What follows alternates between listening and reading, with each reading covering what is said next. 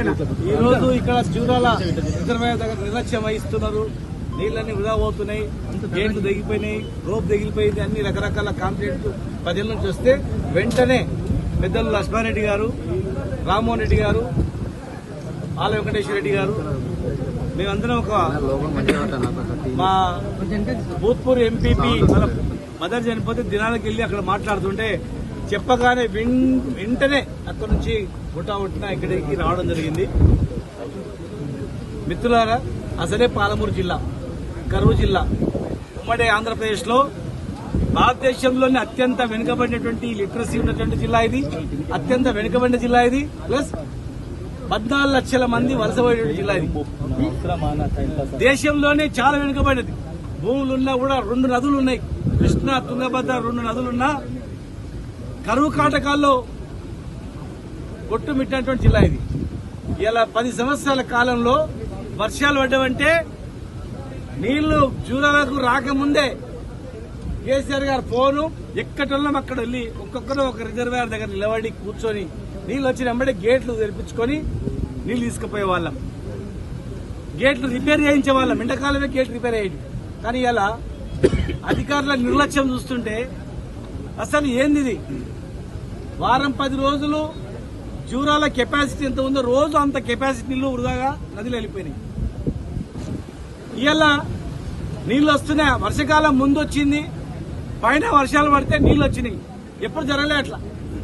తొందరగా నీళ్లు వచ్చినాయి, తొందరగా నాట్లు వేసుకోవాలి, మొన్న ఎండిపోయిన చేనులు అనుకుంటే ఈరోజు చూస్తుంటే నిజంగా ఎంత బాధ అనిపిస్తుంది అంటే కళ్ళ ముందర నీళ్ళు ఇట్లా పోతున్నాయి. అన్ని రిపేర్లే.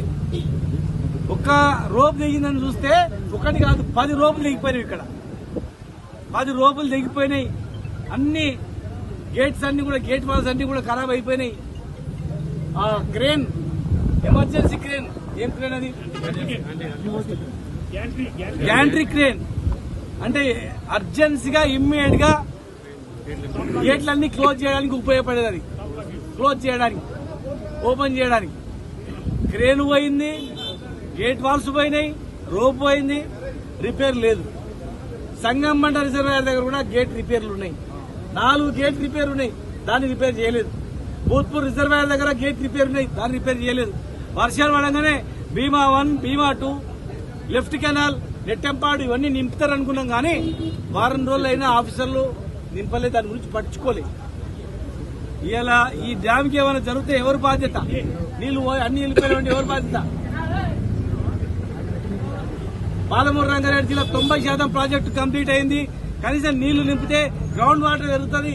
మోటార్లు పెట్టినాం, జస్ట్ ఆన్ చేసేసాలంటే ఇవాళ కరెంటు బిల్లు కట్టక మోటార్లు ఆన్ చేయలేని పరిస్థితి ఉంది. అక్కడ కనెక్షన్ ఇస్తలేరని చెప్తున్నారు.